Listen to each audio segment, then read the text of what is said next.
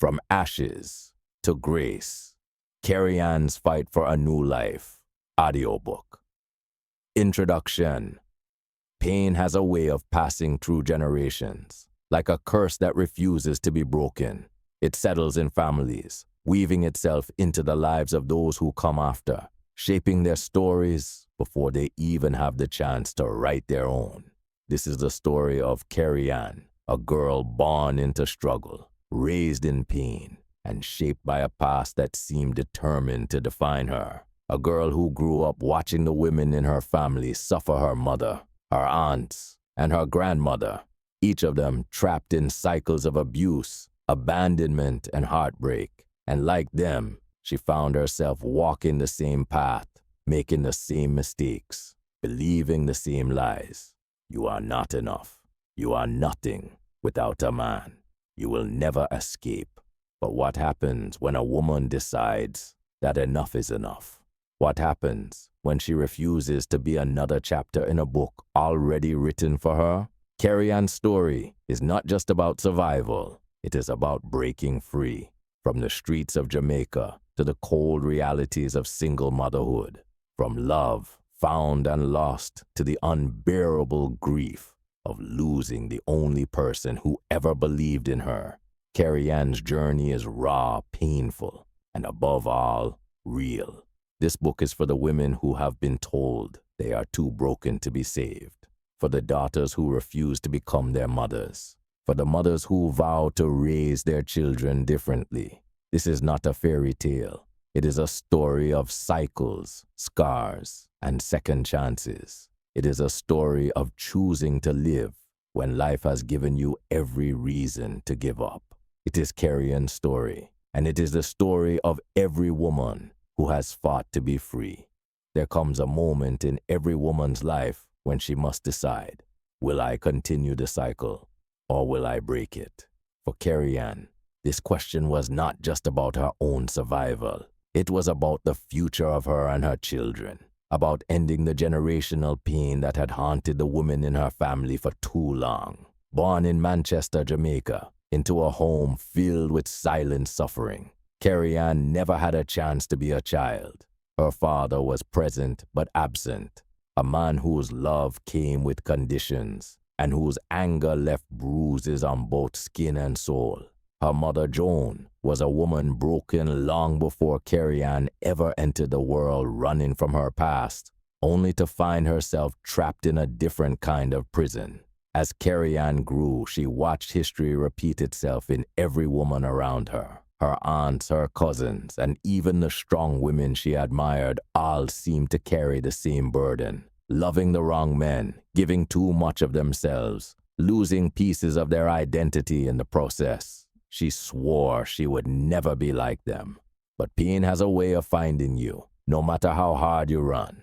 By the time she was a teenager, Kerri had already lost her innocence, not just to the hands of men who saw her as nothing more than something to take, but to a world that had no mercy for girls like her. Pregnancy as a teen, a father who disowned her, a society that branded her as ruined before she even had the chance to live. And yet, this was only the beginning. As Kerri navigated the streets, the heartbreaks, the abuse, and the desperate search for love in all the wrong places, she learned the hardest lesson of all. No one was coming to save her. She had to save herself. This book is her journey, from a childhood of suffering to a youth of mistakes, from heartbreak to redemption, from the edge of destruction to the moment she decided to reclaim her life.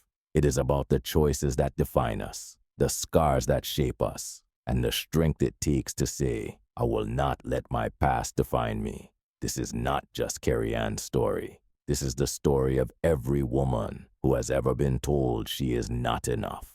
Every woman who has ever felt trapped by her circumstances. Every woman who has ever been broken, lost, or left behind.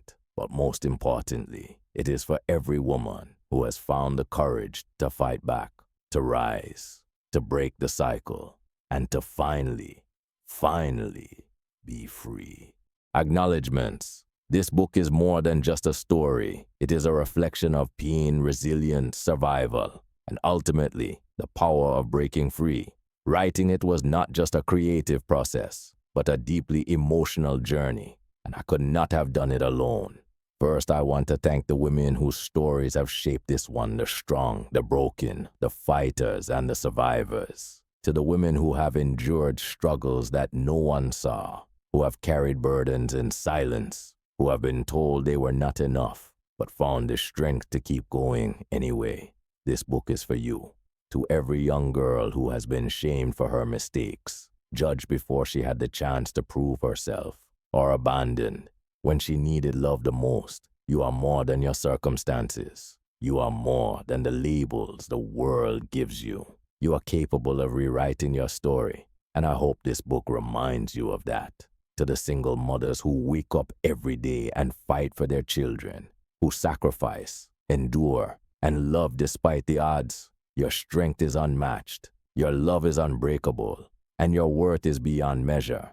To my own family and loved ones, whose stories, struggles, and victories have influenced this book in ways they may never realize, thank you. To those who have stood by me, encouraged me, and reminded me why these words matter, I am grateful beyond words. A special thank you to the readers, those who will hold this book in their hands, see pieces of themselves in these pages, and find the courage to break their cycles. Your journey is yours to reclaim, and I hope this book serves as a reminder that no matter where you come from, you always have the power to choose where you go next. Finally, to every woman who has ever had to fight for her freedom, for her self-worth, for a life beyond pain, this is for you. To my mother, your strength, your struggles, and your journey have shaped me in ways I cannot fully express. You have taught me resilience through your battles, and even in the moments of pain, I have seen the depth of your love. This book is not just about breaking cycles, but also about honoring the sacrifices of those who came before us. There are no words that can fully capture my gratitude. Your love, even in the midst of struggles, has shaped me in ways I am still discovering. You have endured, you have fought battles unseen, and your story is written in my blood. Thank you for giving me life, for teaching me resilience, and for showing me what it means to rise, even when life tries to keep you down. Thank you for your lessons, for your endurance, and for showing me what it means to survive with gratitude and love. To those who have walked with me on this journey, whether in moments of joy, heartbreak, or healing, thank you. Your presence in my life, whether near or far, has contributed to the strength it took to write this book.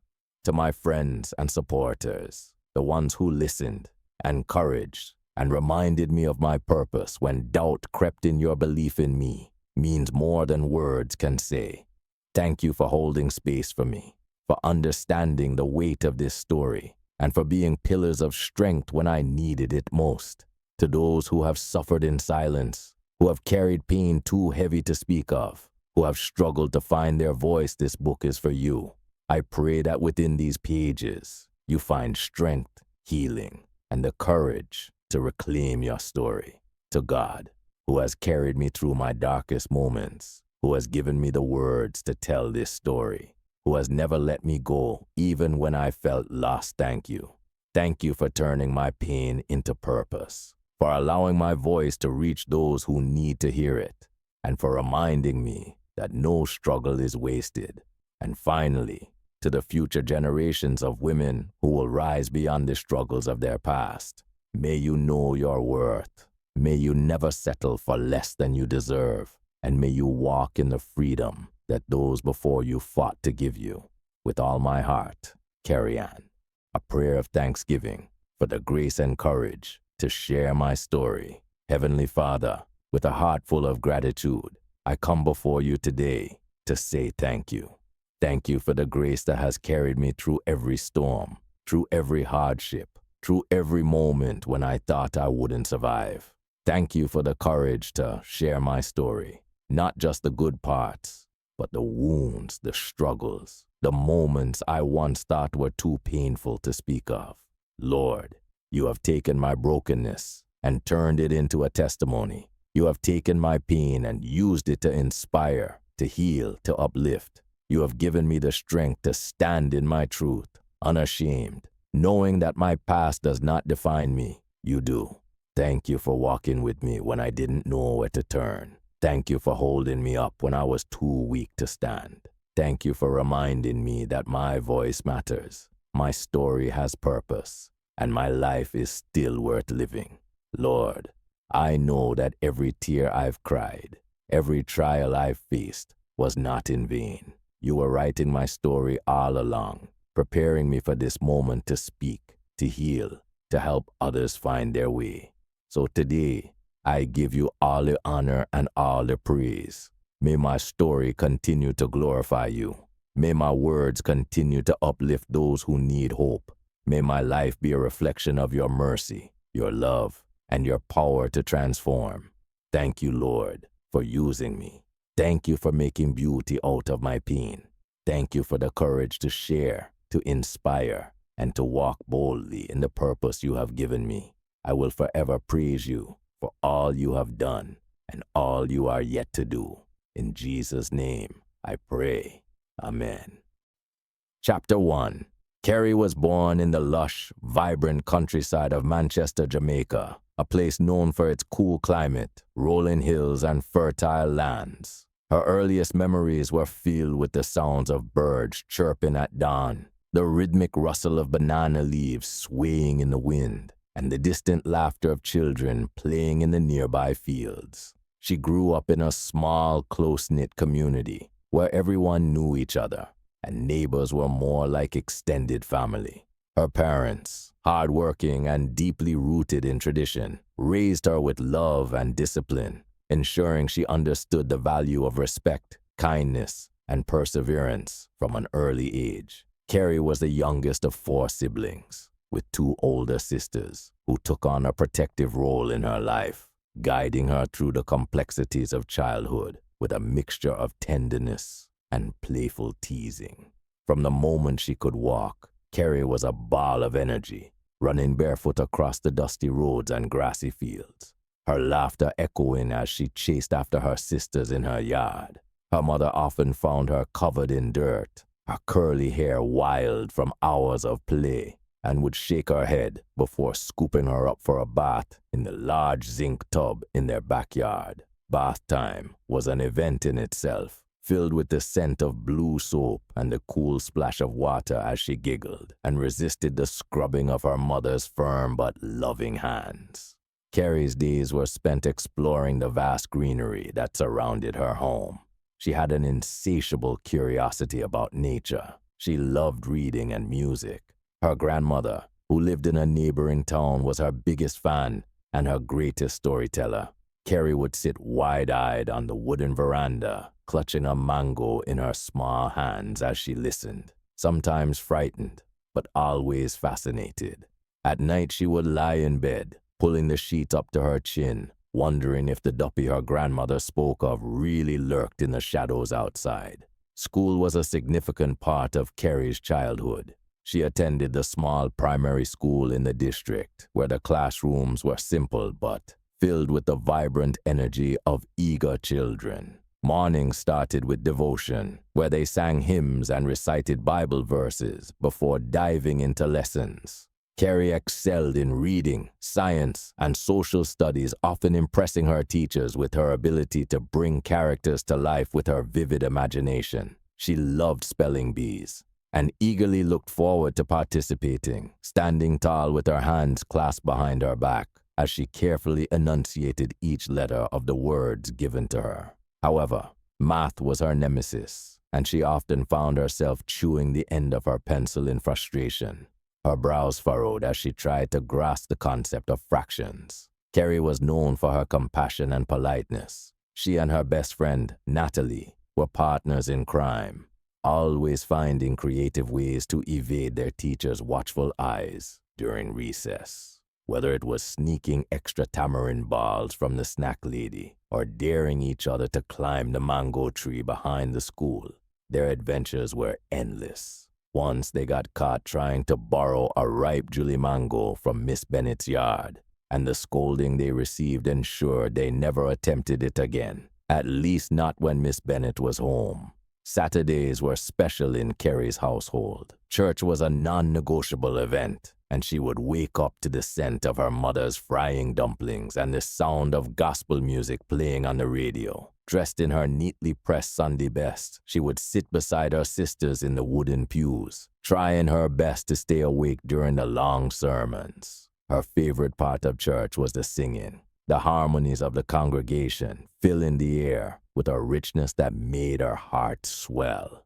After church, she and her siblings would rush home to a feast of rice and peas, fried chicken, and red pea soup, followed by an afternoon of playing in the yard until the sun began to set. The Christmas season was one of Kerri's most cherished times of the year. The anticipation of Grand Market, where the town would come alive with lights, music, and street vendors selling toys, sweets, and festive treats, filled her with joy.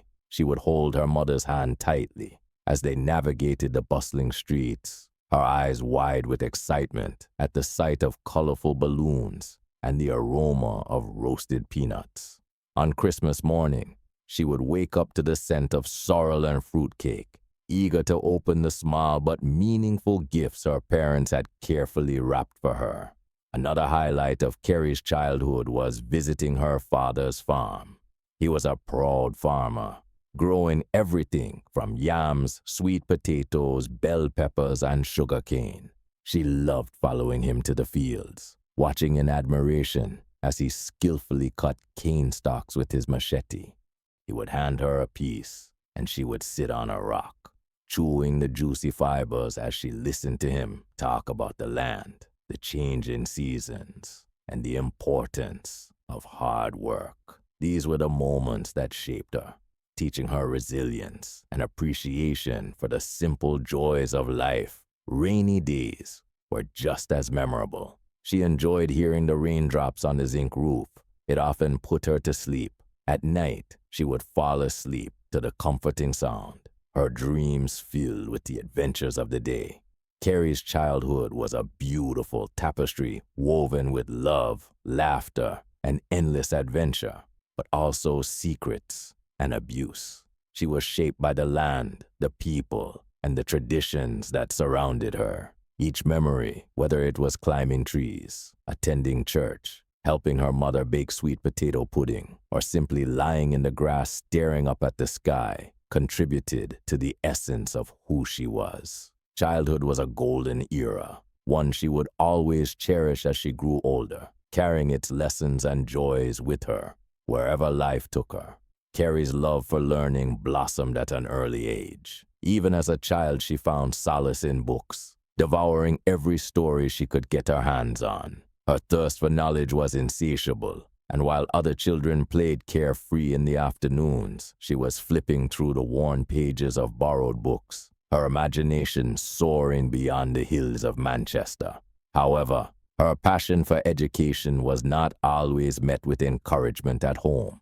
While her teachers recognized her potential, her own family did not share the same enthusiasm for her dreams. In their eyes, formal education was a necessity only to a certain extent, just enough to secure a stable job, but nothing beyond that. Her father, though a hard-working farmer, was present but absent at the same time. Her mother, though more sympathetic, was too burdened by the weight of everyday survival to truly support Kerri's aspirations. With 4 children to feed and limited resources, education was often placed second to immediate needs. Kerri's heart ached when she overheard conversations about money. She felt guilty, as though her dreams were selfish, a luxury her family could not afford. Many nights, she lay in bed, staring at the old wooden ceiling, wondering if she was being unreasonable for wanting more.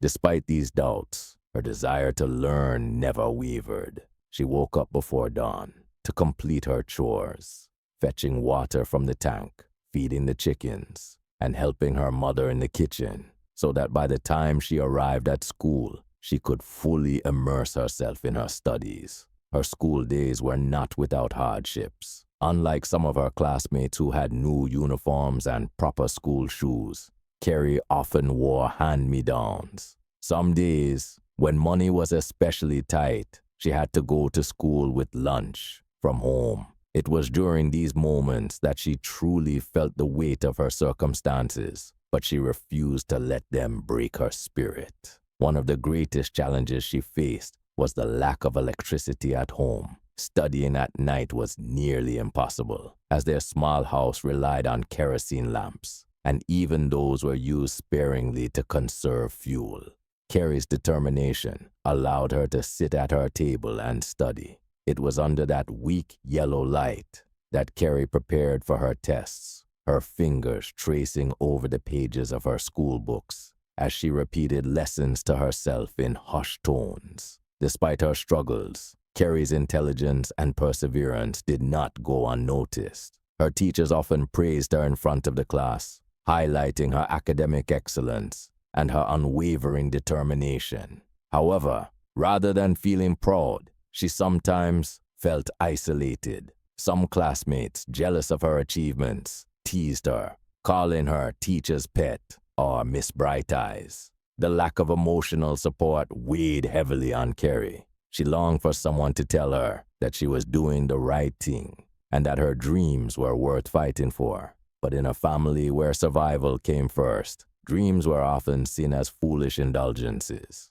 She learned to bottle her frustrations, to keep her ambitions to herself, and to push forward without external validation. One of the most painful moments came when she wasn't allowed to go on field trips with her class. Her father was tight with money, and even if he had it, he didn't think she was good enough to spend it on her. Her mother didn't have much say, so he would curse and even abuse her. The realization stung. Her success was not something to be celebrated, but rather another burden for her family to carry. Still, Kerri did not let this deter her. She sat the exam and passed with flying colors, earning a spot at the high school her two older sisters attended. But the victory was bittersweet. While her teachers beamed with pride and her principal congratulated her, she didn't know the outcome of her future, as the tears welled in Kerri's eyes, but she refused to give up. The night before her first day of high school, Kerri sat outside under the stars, hugging her knees to her chest. She thought about all the struggles she had faced, going hungry at school, studying in dim light, enduring the mockery of her peers and the indifference of her own family. Yet she had made it this far. Despite everything, she still had hope. She knew that education was her only way out, her only ticket to a different life. As she stared at the vast sky above, she whispered a silent promise to herself. No matter how hard things got, she would never stop learning. She would never stop dreaming. And most importantly, she would never allow her circumstances to define her future. The road ahead was uncertain, filled with challenges she could not yet foresee, but Kerri was ready. She had spent her childhood fighting for knowledge, for a chance to be more than what the world expected of her. As she stepped into her teenage years, she carried with her the resilience of a girl who refused to let hardships break her spirit. Her father, a man with an untold story. Kerri's father was not a man of few words, a figure who existed more as a presence in their household than an active participant in her life. He was always there in a literal sense, waking up before dawn to tend to his farm, returning home in the evenings covered in dust and sweat, eating his dinner in silence, and retiring to his bed without much conversation. His physical presence was undeniable, but emotionally, he might as well have been a shadow.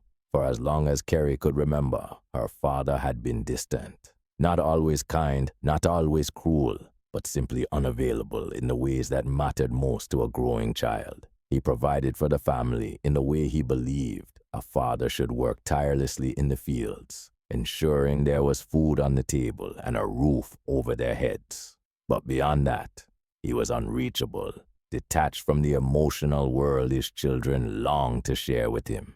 Kerri often watched her friends interact with their father's girls who had dads who hugged them, who asked about their day, who attended school meetings and cheered them on during sports day. She envied them. Her father never once sat with her to help with homework and never asked about her dreams or what she wanted to become.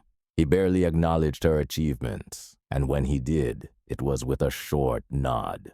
I know he loved his children, but something had made him cold, bitter, resentful, and angry. He could never show emotion. There were moments when she desperately wished for a deeper connection with him. She longed for his approval, for words of encouragement, for him to tell her that he was proud of her. But he never did. It wasn't that he disapproved of her. It was simply that he did not see the necessity of expressing love or pride. In his mind, working hard and providing for his children was enough. Affection, conversation, and emotional support were luxuries he never learned to give. As she grew older, the absence of his presence in her emotional world became more pronounced. He would be sitting in the same room, yet he felt a million miles away. She could tell him about an award she won at school, and he would respond with a mere nod before returning to his meal. When she struggled with a decision or needed guidance, she never thought to go to him because she knew she would be met with silence or indifference. Despite his detachment, Kerri still sought his validation. Every time she achieved something, she hoped it would be the thing that finally made him look at her with pride. When she passed her exams with top marks, she wanted him to smile, to say, "Well done, me proud of ya." But all she got was nothing.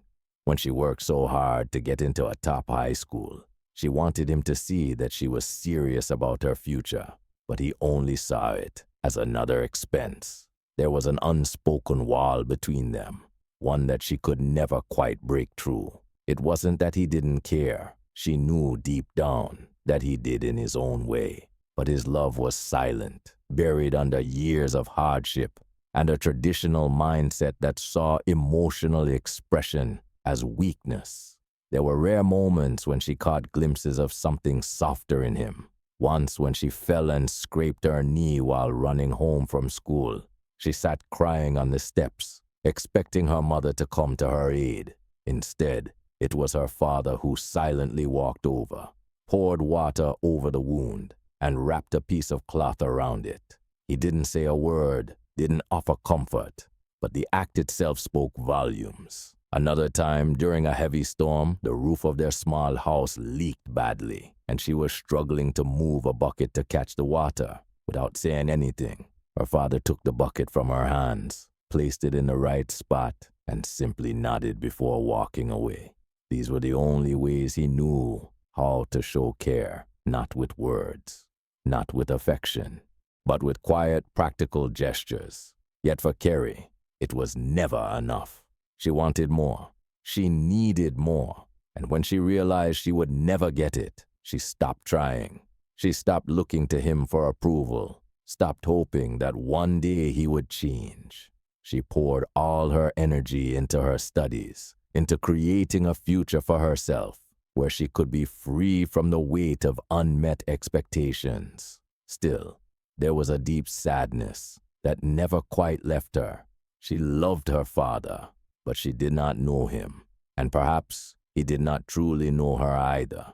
They were two strangers living under the same roof, bound by blood, but separated by silence.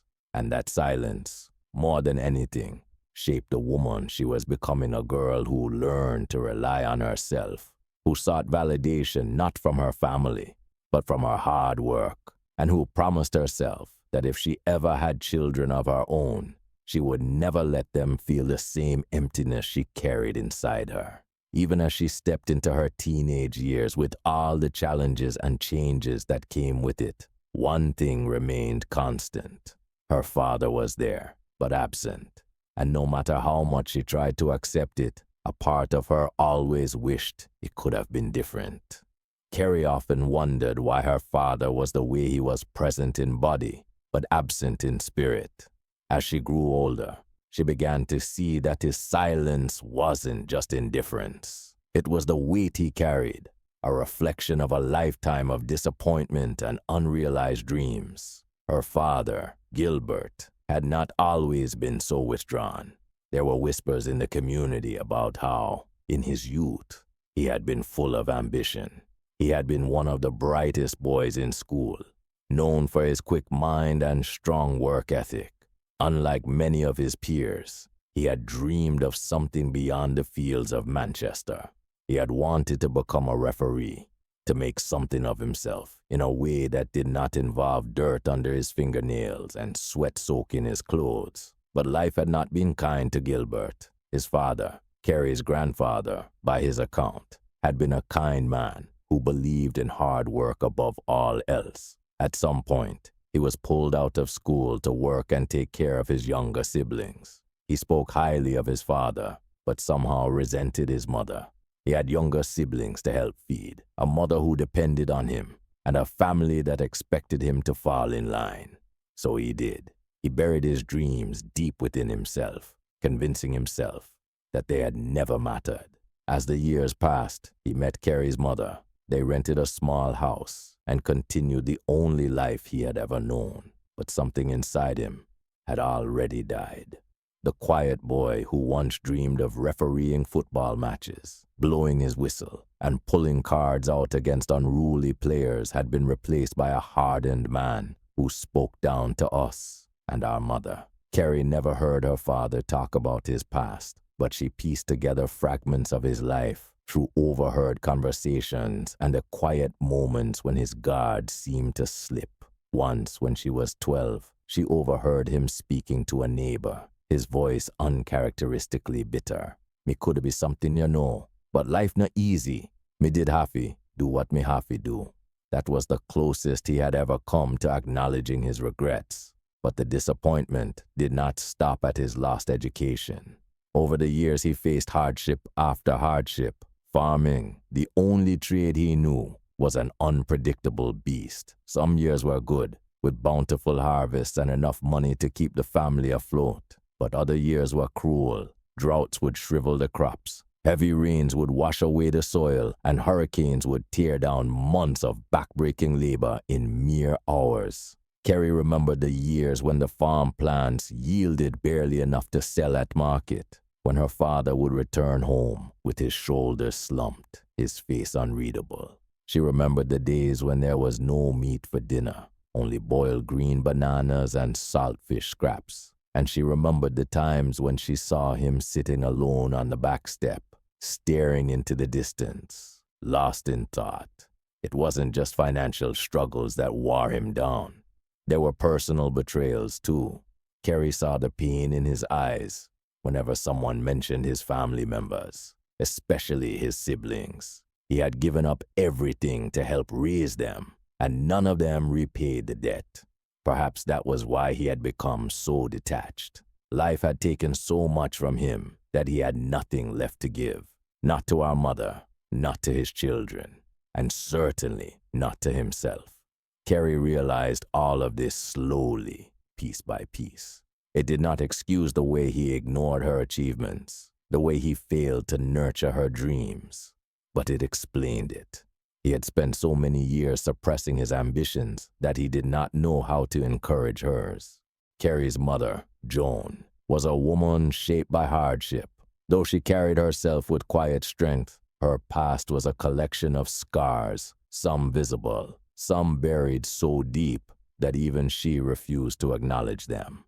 From a young age, Kerri sensed that her mother carried a weight that no one spoke about, a pain that lingered in her eyes even on the happiest of days. Unlike her dad, who had grown up in a structured household with a mother and father, Joan had never known what it meant to have a stable family. She never spoke about her father because she had never met him. He was a ghost, a name that had been whispered in anger by her mother, but never acknowledged beyond that. Some people in the community speculated about who he was: a policeman passing through town, a stranger who left before she was even born, but no one knew for sure, not even Joan herself. What she did know, however, was that her childhood was not one of love.